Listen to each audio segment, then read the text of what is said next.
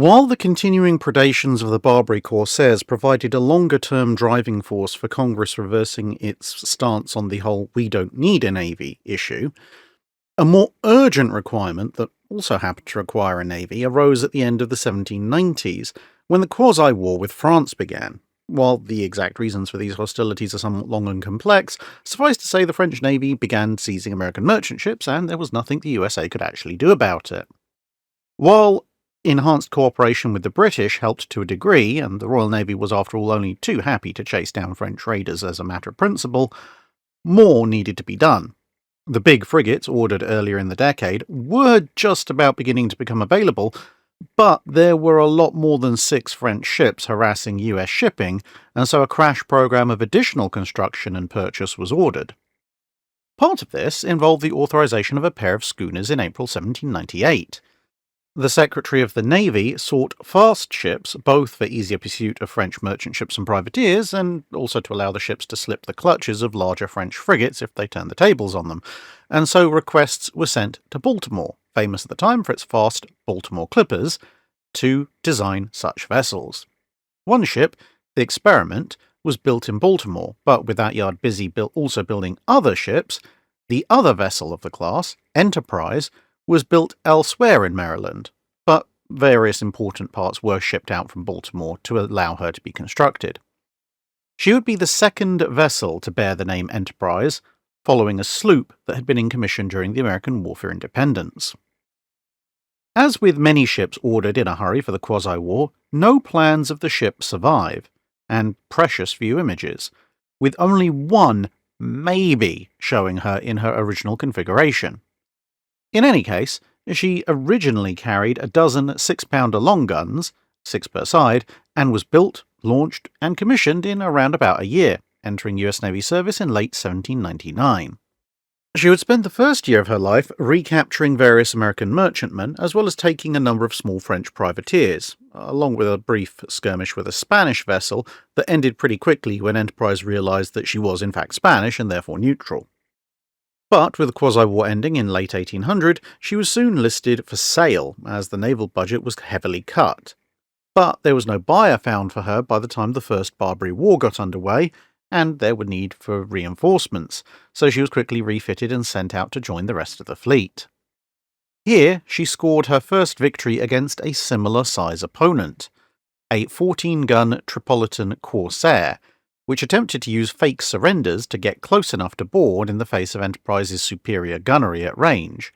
But this ruse failed, and the Corsair was eventually forced into an actual surrender, although thanks to orders not allowing the taking of prizes, the enemy ship then had to be released, although its subsequent limping back into the port of Tripoli caused a significant morale collapse in that area. After returning to the US for another refit in late 1801, Enterprise headed back to the Mediterranean to continue supporting the fleet, initially escorting merchant ships and then prosecuting the war against the Corsairs again when hostilities recommenced. In 1803, she swapped out her 6-pounders for 12-pounders and helped to capture a small vessel that was then used to burn the stranded frigate USS Philadelphia, along with bombarding various Corsair shore positions. In late 1804 and early 1805, she was rebuilt in Venice, and pretty much all depictions of her post-date this visit. This saw her get considerably longer both fore and aft, amongst other things. In 1806, she was re-rigged, now as a brigandine, while undergoing repairs to damage she suffered in a gale. She would remain in the Mediterranean until late 1807, when she returned to the United States and operated in home waters until mid-1809. After a brief return to warmer waters, she was decommissioned once again, but once more saved from long-term idleness by a rise in piracy off the Carolina coast in 1811, and shortly thereafter by the outbreak of war with the UK in 1812. Between the anti-piracy patrols and the start of war, she'd been refitted again. She was now brig-rigged and armed with 2 9-pounder long guns and 14 18-pounder carronades. In this configuration, she fought the slightly more lightly armed HMS Boxer in a very closely fought action that resulted in an American victory, although pretty much the entire battle was fought under the command of the 2 ships' first officers, since the initial salvos killed the British captain and mortally wounded the American one. After repairs, Enterprise set out to the Caribbean along with the Rattlesnake, but after capturing the privateer Mars, which again had similar firepower to her own, she was pursued by a British frigate and had to jettison much of her armament in order to escape. With 1814 seeing more and more full-size British frigates showing up, she made for the Carolinas and saw out the rest of the war as a guard ship.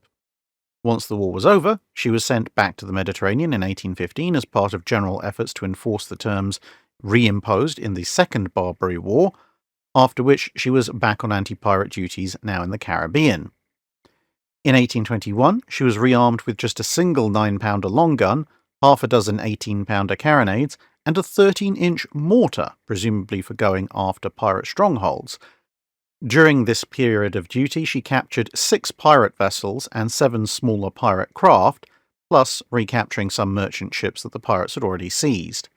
However, she ran aground on a reef in the summer of 1823 and could not be recovered, so the crew were evacuated by another ship, and the vessel was left to break up. That's it for this video. Thanks for watching. If you have a comment or suggestion for a ship to review, let us know in the comments below.